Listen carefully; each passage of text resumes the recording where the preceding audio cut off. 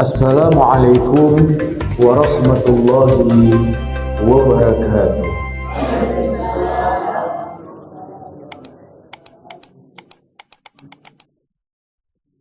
Alhamdulillahilladzi sultanuhu al-wadhi burhanuhu al-mabsut fi wujudihi karamuhu wa ihsanuhu.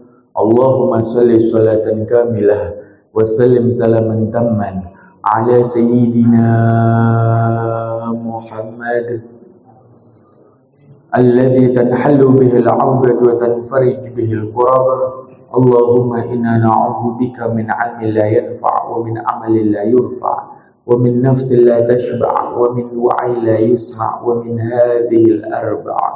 Rabbi ighfirli warhamni wajburni warfa'ni warzuqni wahdini wa'afini wa'fu anni. Amma ba'du. Yang kami hormati wabil khusus guru kita semua, Buya Yahya, kita doakan beliau mata'anallah bituli hayatih. Semoga Allah memanjangkan umur beliau, memberikan kepada beliau rizki yang halal, thayyiban mubarakan fih ala kulli hal. Dan semoga Allah Jalla Jalaluh selalu menjadikan beliau perantara wasilah antara kita dengan baginda Nabi Muhammad sallallahu alaihi wasallam. Yang kami cintai para hadirin hadirat, para penuntut ilmu Allah dan Rasulnya. Nabi Muhammad sallallahu alaihi wasallam bersabda, "Ala inna fil jasad mudghah, idza saluhat saluhal jasadu kulluh, wa idza fasadat fasadal jasadu kulluh, ala wahiyal qalbi." Kata Nabi, ingat, di dalam jasad badan seorang manusia ada segumpal daging.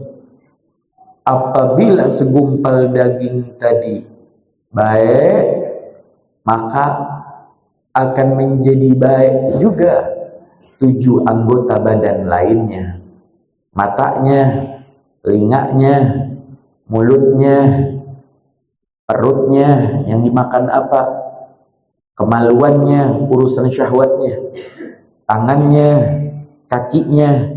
7 anggota badan yang kadang bisa berbuat baik dan kadang bisa berbuat jahat, dikendalikan oleh segumpal daging tadi, kata Nabi.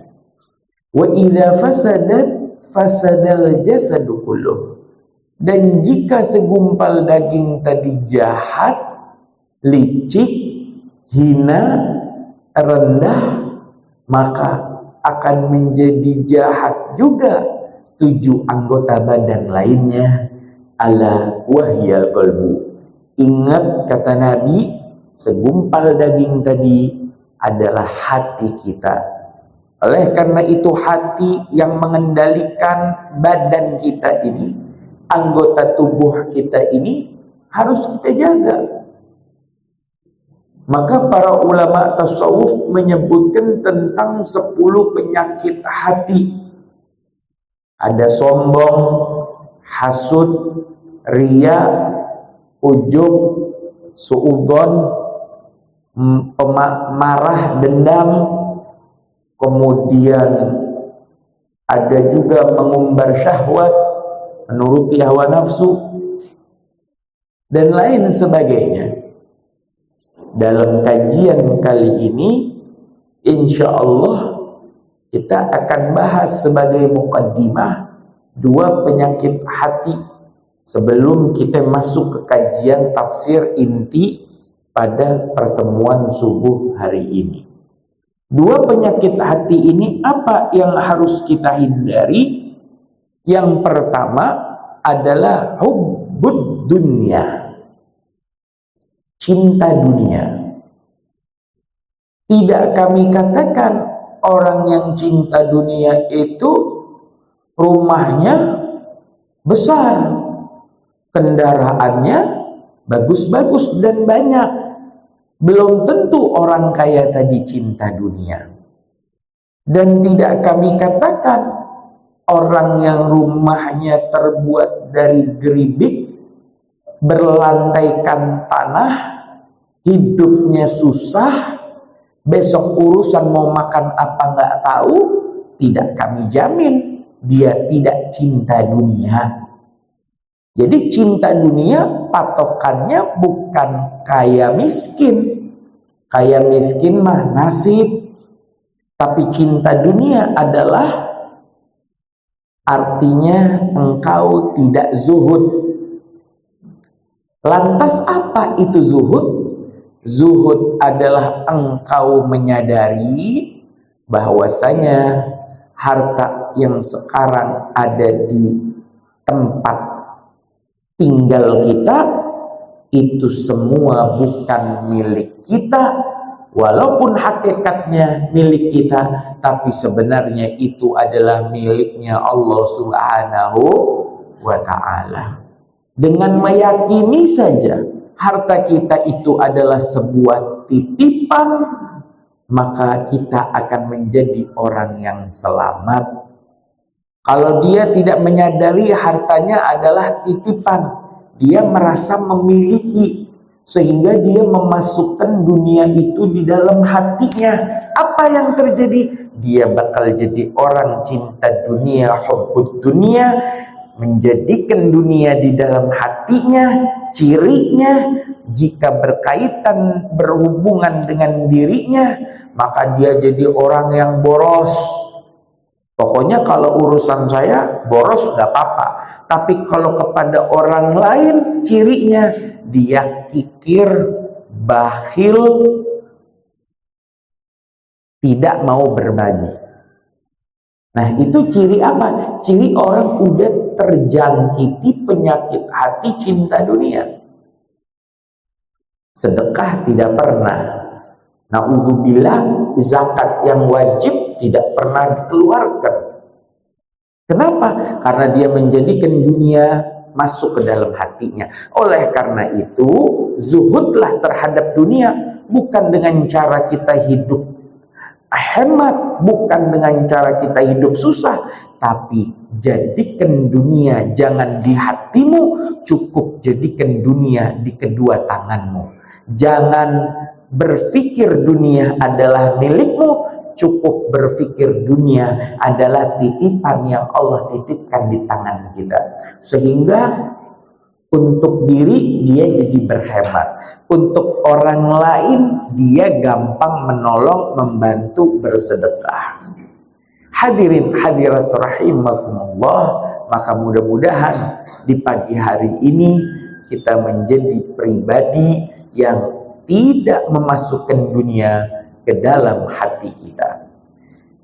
Nah, jadi solusinya udah ada. Biar nggak cinta dunia adalah jangan masuk ke hati. Ya, cukup sadari dunia titipan. Nah, penyakit hati yang kedua yang berhubungan dengan kajian tafsir kita pada pertemuan kali ini, yaitu disebut tamak. Tomak bahasa Arabnya. Tamak. Apa itu tamak? Bisa rakus. Ya, bisa apa lagi, Pak? Serakah, rakus, serakah. Ada yang ngomong hawak. Ya. Itu tamak. Nah, tamak lawannya qanaah. Apa qanaah? Qanaah itu menerima apa adanya. Jadi dia merasa cukup. Yang saya dapat ya udah, itulah hak saya. Dia nggak tamak, berusaha menghalalkan segala cara, mengambil hak orang lain. Yang penting saya dapat banyak. Nah, ini salah. Nah, tamak itu adalah engkau berharap dengan apa yang ada di tangan orang lain. Jadi tujuanmu adalah kantong kocek dompetnya orang lain. Ini salah. Jangan berharap dengan apa yang ada di tangan orang lain. Berteman jangan ada maunya aja, tapi memang ikhlas dalam pertemanan. Bukan ada butuh dia datang, nggak ada butuh nggak pernah muncul. Jadi jangan sampai tamak. Ya, cukup menerima apa adanya dan tidak berharap dengan apa yang ada di tangan orang lain. Nah, dua penyakit hati ini sangat berkaitan erat dengan kajian tafsir yang akan kita bahas pada pertemuan kali ini. Namun sebelumnya, DKM masjid, nggak tahu di Masjid Al-Ikhlas ini dilakukan apa enggak. Biasanya Dewan Kemakmuran Masjid ketika dapat informasi, dapat kabar duka, ada warga Kedaung sini misalnya wafat, maka DKM mengumumkan kata-kata yang diucapkan. Kadang ada dimulai kalimat tarjih, inna lillahi wa inna ilaihi raji'un, telah meninggal fulan bin fulan, akan dimakamkan, akan disolatkan di masjid pada jam sekian, dan dimakamkan di sore hari di pemakaman. Begitu juga di Hadramut sana, di Tarim, diumumkan di masjid itu. Tujuannya bukan hanya ngasih tahu biar orang takziah, tetapi agar orang yang nggak bisa datang ke Jabanah. Jadi ada satu tempat di Hadramut Tarim namanya Jabanah, masjid khusus nyolatin jenazah. Dipakainya cuma buat nyolatin jenazah sama sholat Idul Adha atau Idul Fitri. Selain itu masjidnya kosong. Jadi sholat jenazah di Jabanah situ. Nah, diumumkan dengan diawali kalimat tauhid, ya, dan syahadat Rasul, la ilaha illallah Muhammadur Rasulullah sallallahu alaihi wasallam, tufi fulan bin fulan batusalli fil jamana fi saati, disebut, diumumkan. Dan biasanya pengumuman itu, Pak, setelah jenazah dimandikan. Karena orang yang nggak bisa datang ke Jabanah buat ikut nyolatin, dia sudah bisa nyolatin di rumahnya masing-masing. Namanya sholat ghaib. Ya. Jadi syarat diumumkan biasanya bukan baru meninggal, tapi biasanya sudah dimandiin. Tapi kalau adat Indonesia biasanya dapat info langsung diumumin, nggak tahu udah dimandiin belum dimandiin. Kebiasaan warga kita juga nggak ada salat ghaib, dia datang ya, karena kita penduduk padat. Nah, hadirin hadirat rahimakumullah, masya Allahnya Allah subhanahu wa ta'ala mengatur kehidupan kita ini, baik sebelum kita meninggal saat hidup atau setelah meninggal. Allah atur semuanya. Ketika ada pengumuman yang meninggal, disebutkan di dalam surat Maryam, Allah berfirman, inna nahnu narithul arda wa man 'alaiha. Inna, sesungguhnya kami, kata Allah dalam firman-Nya, nahnu narithul arda, kami Allah lah, narithul arda, yang mewarisi bumi, waman 'alaiha, dan semua benda-benda yang ada di atas bumi. Jadi dalam bab waris mewarisi itu ada perpindahan harta, baik sedikit atau banyak, dari yang wafat kepada yang hidup. Sedangkan manusia semuanya bakal wafat. Siapa yang hidup terakhir? Adalah hanya Allah subhanahu wa ta'ala, zat yang maha hidup. Karena Allah adalah zat yang maha hidup dan tidak akan mati, maka apa-apa yang ada di muka bumi, bahkan bumi itu sendiri, siapa yang akan ujungnya menjadi ahli waris? Adalah Allah subhanahu wa ta'ala yang menjadi ahli waris dari semua benda-benda yang ditinggalkan oleh manusia di saat manusia semuanya meninggalkan, wafat dan meninggal. Jadi Allah menekankan lagi, inna nahnu narithul arda, sesungguhnya kamilah yang akan menjadi ahli waris, mewarisi bumi, waman 'alaiha, dan semua benda yang ada di atas muka bumi ketika semua makhluk hidup di muka buminya Allah Subhanahu wa taala Allah wafatkan. Di lain ayat yaitu surat Al-Anbiya, Allah Subhanahu wa taala berfirman, Rabbi la tadharni fardan wa anta khairul warithin. Ini ayat setengah tentang pernikahan, setengah tentang waris. Tentang pernikahan apa doanya? Rabbi ya Allah, la tadharni fardan. Jangan engkau jadikan aku, jangan engkau biarkan aku, jangan engkau takdirkan aku ya Allah fardan, jadi orang yang hidupnya sendiri sebatang kara. Ya Allah, jangan sampai aku ini masa tua hidup sendirian. Ini doa biar dapat jodoh sehingga di masa tua ada pasangannya. Wa anta, sedangkan engkau ya Allah khairul warithin, adalah sebaik-baiknya ahli waris. Nah, hadirin hadirat rahimakumullah, dikatakan ayat terpanjang di dalam Al-Quran nanti ya. Jadi pertemuan pertama ini tentang waris, edisi khusus tafsir ayat pilihan tentang waris tadi dicukupkan dengan satu ayat dalam surat Maryam dan satu ayat dalam surat Al-Anbiya. Tetapi pada pertemuan bulan depan insya Allah kita ketemu lagi, kita akan membahas banyak ayat yang disebutkan. Ayat-ayat itu adalah langsung firman Allah Subhanahu wa taala. Bahkan ayat terpanjang di dalam Al-Quran adalah ayat tentang pembagian waris. Jadi Allah langsung yang membagi harta waris. Bukan abang kita, bukan orang tua kita, bukan istri suami kita, bukan Nabi Muhammad, yang baginya langsung Allah Subhanahu wa ta'ala. Allah faham yang namanya harta warisan itu panas.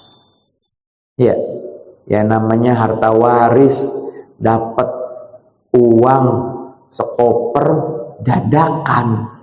Siapa yang nggak rebutan?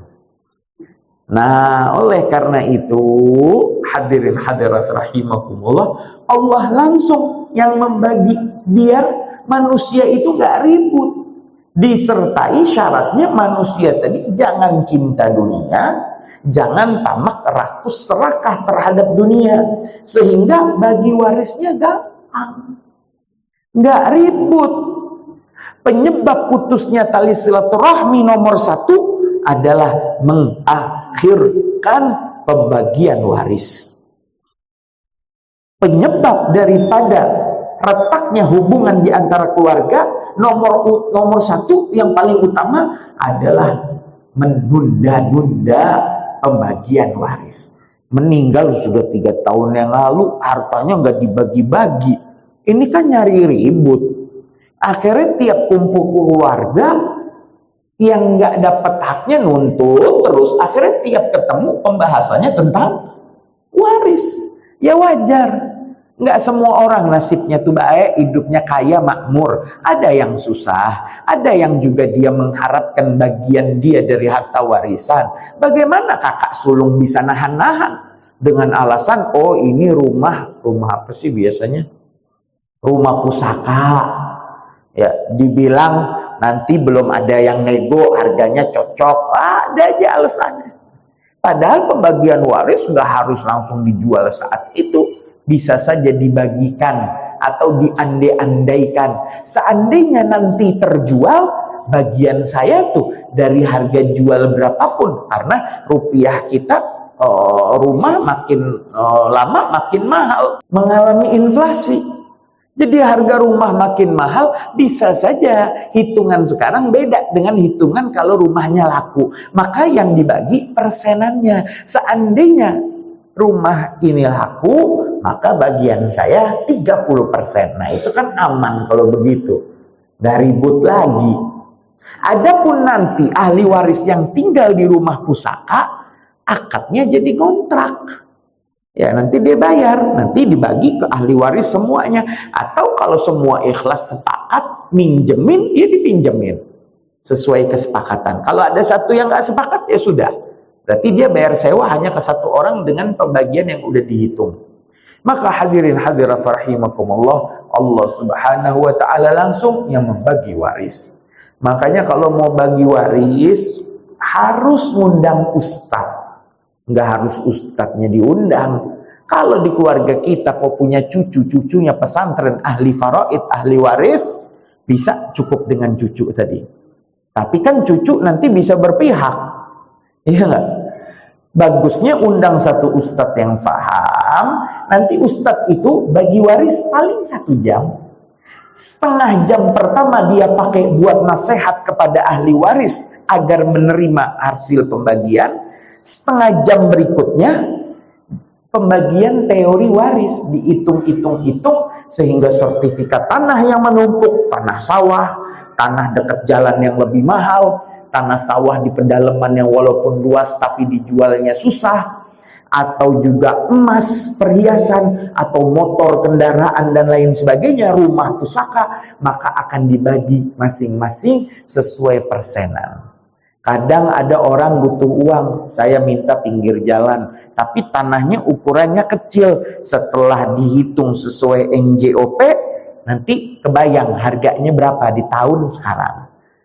Ada yang, oh saya mah butuhnya tanah luas. Ya sudah, berarti kamu bagiannya di pedalaman yang belum ada jalan, hanya ada jalan setapak, tanah sawah, tanahnya gembur, luas. Kalau dijual murah. Nah dia menerima dengan itu. Macam-macam orang pengen nanti dimusyawarahkan baik-baik sehingga semua itu pulang bawa sertifikat masing-masing yang tugas dia tinggal balik nama. Jadi nanti waris ada pajaknya ya yang harus dibayarkan oleh masing-masing. Yang penting nanti tiap kumpul keluarga, lebaran dan lain sebagainya, tenang hati. Semua udah lega dapat bagiannya masing-masing. Hadirin hadirat rahimakumullah, ada yang dinamakan dengan at-tarikah. At-tarikah itu apa? Dari kalimat taraka yatruk, meninggalkan. Tarikah harta peninggalan. Nah, harta peninggalan itu bukan hanya uang, bentuknya macam-macam. Ya. Jadi cara pembagiannya juga caranya bermacam-macam. Nanti disesuaikan dan mengikuti petunjuk ustadz kiai yang diundang ke dalam forum pembagian waris tadi. Nah, ternyata sebelum bagi waris dilakukan, harta warisan harus dikeluarkan 5 hal. Pertama apa? Haknya Allah subhanahu wa ta'ala. Haknya Allah subhanahu wa ta'ala itu gimana? Contoh jenazah dulu pernah wajib haji, tapi nggak berangkat haji, dosa dong dia. Maka harus nanti dari ahli waris mengeluarkan uang. Ya, dari biaya haji itu biasanya 20%. Jadi kalau biaya haji nggak tahu ya berapa ya, 50 juta, 20%-nya 10 juta, nanti ada badal haji. Ya biasanya tour travel itu mengadakan ada badal umroh, sunnah, ada badal haji. Ini buat ahli waris yang orang tuanya dulu pernah wajib haji, pernah kaya, tapi dia nolak terus berangkat haji, sehingga dia meninggal dalam keadaan dosa, harus ditebus tuh, hajinya harus dibayarkan dengan bayar badal haji. Kalau badal haji itu pilihannya 2. Ada kalanya kita punya keluarga, adik kakak yang udah pernah haji, syaratnya sudah pernah haji, dan dialah yang menghajikan, dia yang berangkat. Ini nanti urusan uangnya utuh, kayak ngeberangkatin 1 orang haji. Syaratnya dia harus udah haji. Atau yang lebih ekonomis, lebih murah, yaitu kita percaya dengan 1 orang di sana yang mengadakan haji, kemudian kita transfer ke mereka. Jadi perbandingannya nanti bisa lebih murah. Nanti dapat sertifikat orang tua kita yang sudah meninggal itu. Nah itu harus dikeluarkan. Contoh lain, oh jenazah ini pernah wajib zakat fitrah atau mal. Ternyata 10 tahun semenjak dia kaya raya tidak pernah zakat mal. sampai meninggalnya. Maka harta warisan itu ada hak fakir miskin yang harus dikeluarkan. Nggak boleh langsung bagi ke ahli waris. Warisan, pembagian waris nggak boleh. Dia harus dikeluarkan dulu zakat 10 tahun itu dihitung. Nanti sama si ustadz tadi dihitung. Setelah dikeluarkan, ternyata masih banyak deretannya sampai 5. Nomor 2, yaitu tadi hak Allah, zakat, haji contohnya. Yang kedua, hak manusia. Contohnya apa sih hak manusia? Zaman sekarang banyak contohnya. Masih ada urusan dengan orang penggadaian. Tahu Bapak Ibu penggadaian? Kita tuh butuh uang. Kita punya barang. Barang kita dititipkan ke penggadaian, kita dapat uang. Nah, uangnya kepake sama calon jenazah ini ketika dia meninggal wafat jadi mayit. Dapat info, oh motor bapak saya ada di penggadaian. Maka yang jadi warisannya yang mana? Uang yang udah dipegang atau motor? Motor yang jadi harta warisannya. Uang yang ada di dompet ayah kita, itulah yang harus dibayarkan kepada penggadaian. Jadi ditebus motornya, baru motornya tadi diapain? Dijadikan untuk dibagi harta waris, gitu ya. Jadi hak manusia harus diselesaikan. Yang ketiga, hadirin hadirat rahimakumullah, ad-duyunul mursalah fid dhimmah, yaitu hutang piutang yang tercatat ada hitam di atas putih. Jadi biasanya nanti ahli waris ngumumkan tuh waktu sholat jenazah di masjid, nanti di kuburan, barang siapa yang ada urusan hutang piutang bisa datang ke ahli waris. Jadi ahli waris jangan polos-polos. Ada yang ngaku bapak kamu utang ke bapak saya 10 juta, buktinya mana? Nggak ada. Jangan dipercaya. Nanti orang pada ngaku-ngaku. SDM kita kan ada oknumnya juga kadang-kadang. Sumber daya manusianya ada oknumnya juga. Maka harus ada hitam di atas putih, ada saksi, baru nanti dibayarkan hutang piutang tadi. Kemudian yang harus juga dibayarkan adalah yang keempat, yaitu al-wasiyah.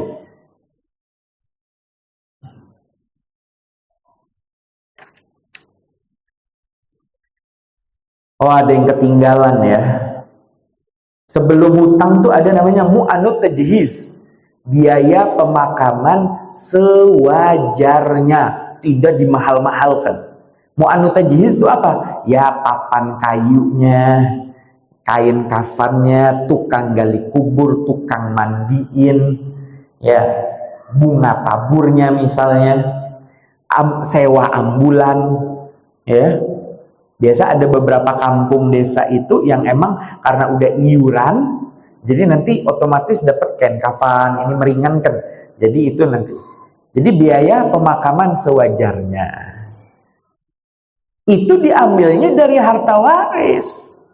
Bukan anak-anak pada patungan lagi, yang ada apa? Ini info ayah meninggal. Yang kaya-kaya mah enak dari luar kota tinggal meluncur. Lah, anak-anak jenazah atau adik kakak yang nasibnya fakir miskin susah.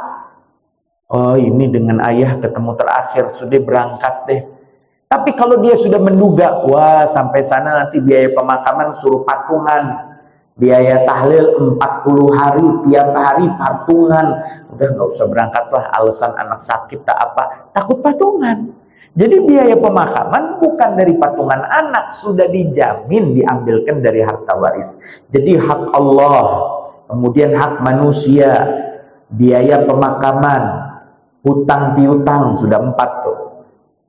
Baru terakhir kelima sebelum bagi waris adalah al-wasiyah, wasiat. Nanti disebutkan di ayat waris yang kita bahas nanti bulan depan insya Allah. Ternyata wasiat itu dulunya berlaku untuk keluarga.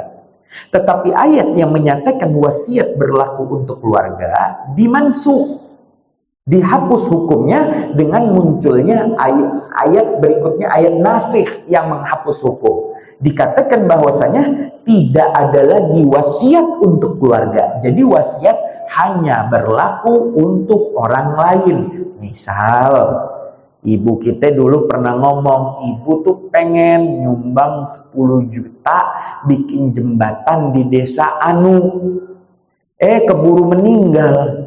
Maka wasiat itu, ahli warisnya mendengarkan wasiat itu, harus dia mengeluarkan 10 juta untuk nyumbang jembatan. Kadang juga ada orang tua yang nekat, wasiatnya aneh-aneh. Saya niat semua harta saya pas meninggal mau dikasihkan Masjid Al-Ikhlas, misalnya begitu. Kata ahli waris, aduh ngada-ngada nih, nggak dapat nih bagian waris. Maka diatur dalam ilmu faraid bahwasanya wasiat berlaku untuk orang lain, bukan keluarga, hanya dengan 1/3 harta. Jadi walaupun ucapan yang disebut dalam wasiat itu semua harta, tapi yang wajib dikeluarkan hanya 1/3 harta. Jadi kalau harta jenazah setelah dikalkulasi itu 3 miliar misalnya, apakah 3 miliar dikasihkan masjid semua? Tidak, hanya cukup 1/3-nya, 1 miliarnya aja wajib dikasihkan ke masjid. Nah, dalam praktek saat ini di mana calon jenazah ketika sekarat dia manggil notarisnya, kemudian pesen ke notaris, nanti si fulan dapat sekian, si fulan dapat apartemen di sana, si ini dapat, itu nggak berlaku, ya. Jadi apa yang ada hitungan di notaris pesen dari jenazah tidak berlaku kalau hitungannya adalah waris, karena wasiat nggak boleh untuk keluarga. Keluarga hitungannya waris. Kalau wasiat nanti sesuai kasih sayangnya si bapak dong. Wah, ini anak ini patuh nih, saya diurus di masa tua, kasih banyak lah. Kalau yang ini kurang ajar nih, gak usah dikasih lah. Wah, ribut yang ada. Akhirnya di antara keluarga besar di orang kaya, racun-meracun, bunuh-membunuh. Bahaya. Maka Allah faham dengan hal ini sehingga tidak ada wasiat bagi keluarga. Ya, apa yang ada di notaris batal kecuali akadnya hibah dengan syarat-syaratnya. Hibah itu apa? Hibah adalah pembagian harta sebelum jenazah meninggal. Jadi dianya masih hidup. Ahli waris, semua calon ahli waris dikumpulkan, diomongkan yang ikhlas, udah abah mau ngelepas harta abah biar tenang di masa tua. Kamu yang muda-muda pada butuh modal untuk mengarungi kehidupan di dunia. Ya sudah nak, kamu dapat rumah di sana. Pada nerima ya, kamu dapat kendaraan di sini. Dan itu dalam pembagiannya memang harus adil. Itu hibah, sah. Jadi jenazah melepas, calon jenazah yang akan meninggal, melepaskan seluruh hartanya, disaksikan semua ahli waris, sehingga ketika meninggal nggak ada lagi ribut. Jadi apa yang dititipkan di notaris nanti diumumkan kepada keluarga itu tidak dianggap karena ayatnya telah dimansuh. Hadirin hadirat rahimakumullah, baru setelah 5 hal tadi warisan dibagikan. Kemudian pembahasan berikutnya ada rukun warisan, ada syarat sah warisan, ada penyebab dapat waris, dan ada pencegah seseorang tidak mendapatkan waris. Masing-masing 3. Wis ngapalnya gampang. Pertama kita bahas rukun waris, ada 3. Apa rukun waris? Warisan itu dikatakan sebuah warisan jika ada 3 hal, ada 3 rukunnya. 1, ada pewaris, yaitu jenazah yang meninggal, yang mewariskan hartanya, itu namanya pewaris.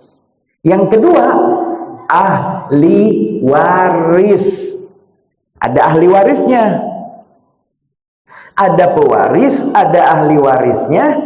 Ketiga, ada harta yang diwarisi.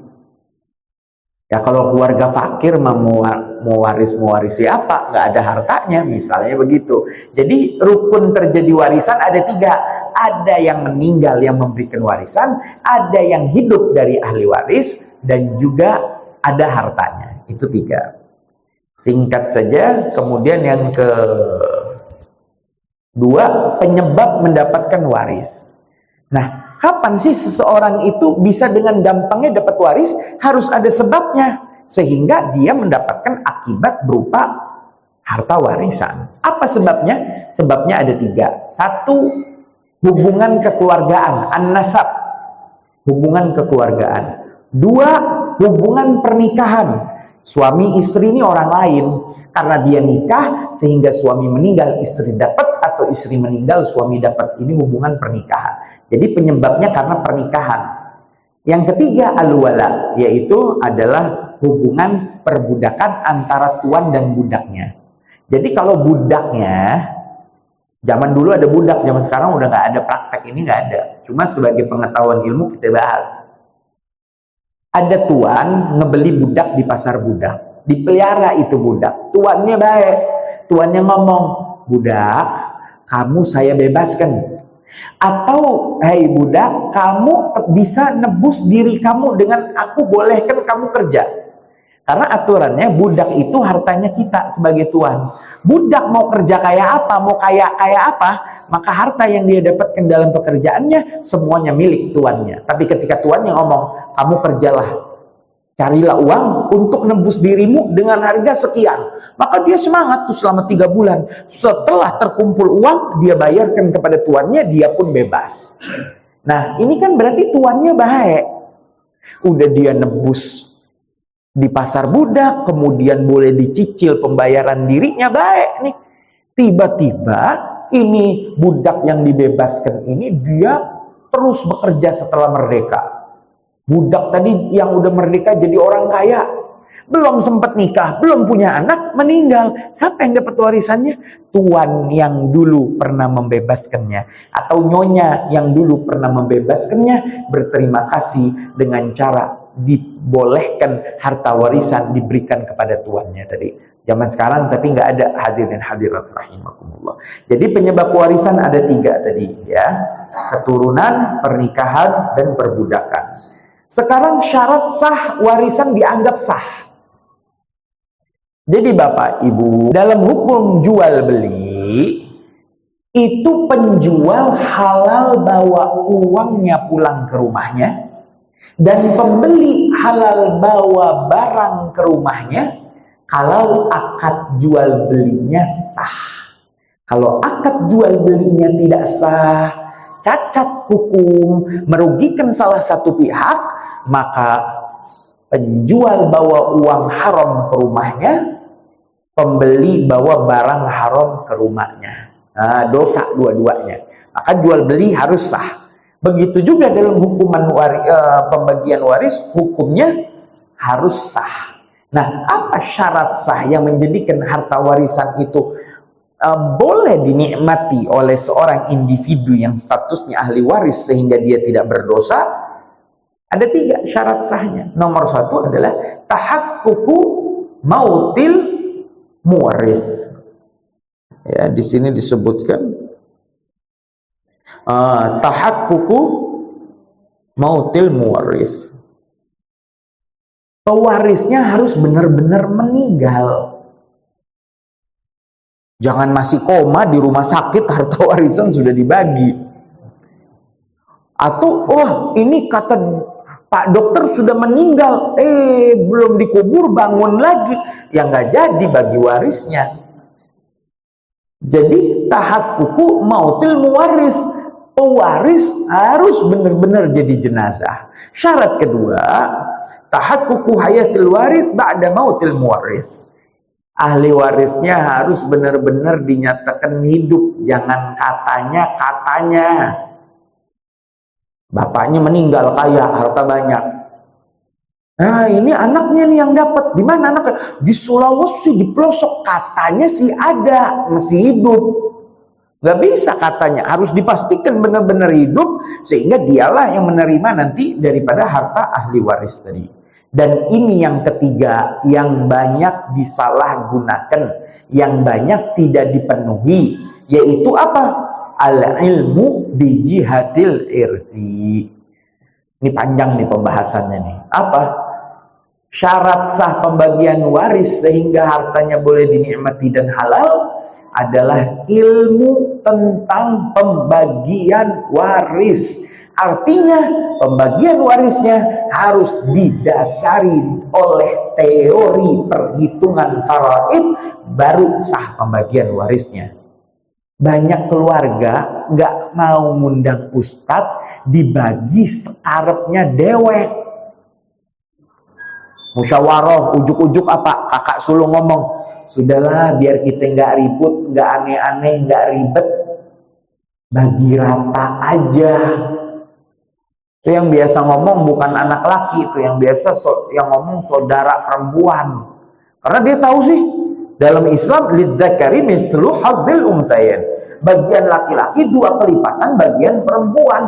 Wah, kalau dibagi menurut faraid saya dapat dikit. Sudah deh, saya gaungkan, bagi rata. Jadi anak pertamanya jenazah perempuan, udah kakak sulung, punya kuasa, perempuan minta hak lebih. Bagi rata aja gimana? Mana hidup saya ini susah, kata si yang perempuan tadi. Yang laki pada kaya-kaya, kata yang laki ya udah deh bagi rata. Apakah sah pembagian begitu? Tidak sah. Iya, di sebagian kasus dianggap sah. Syaratnya harus tahu dulu sebelum ngomong bagi rata, bagian dia sebenarnya berapa. Dibagi rata tuh boleh sebenarnya, sah, tapi syaratnya itu al-ilmu bijihatil waris. Harus ada ilmu pengetahuan tentang berapa sih bagian dia sebenarnya. Jadi tetap harus diundang satu ustadz, dibagi nih harta kamu 1 M, yang perempuan 500 juta. Tiba-tiba yang laki ngomong bagi rata aja tah. Ya sudah, berarti pulang masing-masing 700 juta. Yang perempuan mah seneng, 500 naik jadi 700, seneng dia pulang. Yang laki-laki, oh 1 M kalau bagi rata jadi 700 ya. Mulai mikir tuh pihak laki. Hilang nih, saya sedekah 300 juta, nggak pernah ini. Jadi ngomong bagi rata, biasanya kalau belum tahu bagiannya, gampang ngomongnya. Dia bagi rata aja, bagi rata. Tapi kalau sudah tahu bagian sebenarnya berapa, ngomong bagi ratanya agak berat. Yang ngomong bagi rata. Ada beberapa pihak ngomong, saya mah tetap minta 1 M. Dia berhak tetap dapat 1 M. Jadi begitu hadirin hadirat rahimakumullah, banyak keluarga bagi waris tidak sesuai ilmu warisan, maka pulang pada bawa harta yang haram, dosa semuanya. Ya, jadi urusan waris ini harus hati-hati. Terakhir adalah penghalang warisan. Dia udah jadi anak dari bapak jenazah yang meninggal, tapi dia ternyata kena penghalang, pencegah dia mendapatkan waris. Apa? Ada 3. Pertama, pembunuhan. Kejadian ini di surat Al-Baqarah, kita pernah kaji tafsirannya. Ada kakek-kakek nggak meninggal, ponakannya enak yang bakal jadi ahli waris nih, enak. Duh, nih kakek nggak meninggal, kata dia. Saya udah gregetan mau nikmatin harta warisannya. Akhirnya apa yang terjadi? Diracun si kakek tadi, meninggal. Panjang ceritanya dalam surat Al-Baqarah yang mengakibatkan Al-Baqarah dinamakan Al-Baqarah. Nah, yang jadi permasalahan, apakah keponakan yang bunuh pamannya dengan racun dia berhak dapat waris? Dalam Islam, dia mengalami pencegahan menerima waris, dia dihalangi. Jadi udah dosa ngebunuh, dosa nikmatin harta, double. Udah paling bener doain panjang umur. Gimana doa minta pendek umur. Yang kedua, arik perbudakan. Zaman sekarang nggak ada. Gambarannya gimana? Ada ayah sama anak. Perang. Anaknya ditangkap pihak musuh jadi budak. Maka waktu ayahnya meninggal, anaknya nggak dapat warisan karena status anaknya jadi budak, ditangkap pihak musuh. Begitu juga sebaliknya, anaknya meninggal, ayahnya nggak dapat, jadi nggak saling mewarisi kalau yang satu merdeka, yang satu budak. Ini cerita zaman dulu. Nah, pencegah warisan berikutnya yang saat ini juga banyak terjadi nih, tahun 2026 adalah perbedaan agama. Tidak saling mewaris. Insya Allah pertemuan berikutnya kita akan kenalan dengan 25 ahli waris, bagian-bagian waris, ayat-ayat dan hadis-hadis yang menceritakan tentang waris, dan insya Allah kita akan praktek sedikit tentang cara perhitungan asobah, furud, asal masalah dan lain sebagainya. Mungkin sekian saja. Bismillahirrahmanirrahim. Alhamdulillahirabbil alamin. Allahumma shalli ala sayyidina Muhammad wa ala ali sayyidina Muhammad. Allahumma alif baina qulubina wa aslih dhata bainina wahdina subul salam wa najjina minadh dhulumati ila nur wa jannibna al fawahisha ma dhahara minha wa ma batan wa barik lana fi asma'ina wa absarina wa qulubina wa zawjina wa dhurriyyatina wa tub alaina innaka antat tawwabur rahim waj'alna syakirina li ni'matika mudhannina 'alaiha qabiliha wa atimma علينا اللهم اغفر لنا ولوالدينا وارحمهم كما ربونا صغارا ربنا آتنا في الدنيا حسنة وفي الآخرة حسنة وقنا عذاب النار وصلى الله على سيدنا محمد النبي الأمي وعلى آله وصحبه وسلم والحمد لله رب العالمين بسر الفاتحة خصوصا لسيدنا محمد بن عبد الله الحسن والحبيب محمد بن عبد الله الشاكر والحبيب سالم بن عبد الله الشاكر والحبيب حسن بن عبد الله الشاكر والحبيب عبد الرحمن الكف والحبيب حسن والحبيب عبد الرحمن بن شهر العطاس والحبيب محمد بن علي الحبشي والحبيب محمد بن القاسم والحبيب محمد بن محمد والحبيب محمد بن محمد والحبيب محمد الجفري والسرمي بنت جيلان والشريفة والجنة بنت محمد الحبشي والشريفة فاطمة بنت محمد الجفري وبالخصوص الشريفة فاطمة بنت محمد وصولهم وفرعهم وأمواتنا وأمواتكم أن الله يغفر لهم ويرحمهم ويعلي درجتهم في الجنة وينفعنا بأسرارهم وأنوارهم وعلومهم في الدين والدنيا والآخرة وإلى حضرة النبي سيدنا محمد صلى الله عليه وصحبه وسلم بسر الفاتحة. أعوذ بالله من الشيطان الرجيم بسم الله الرحمن الرحيم الحمد لله رب العالمين الرحمن الرحيم مالك يوم الدين إياك نعبد وإياك نستعين اهدنا الصراط المستقيم صراط الذين أنعمت عليهم غير المغضوب عليهم ولا الضالين والله الموفق إلى أقوم الطريق والسلام عليكم ورحمة الله تعالى وبركاته.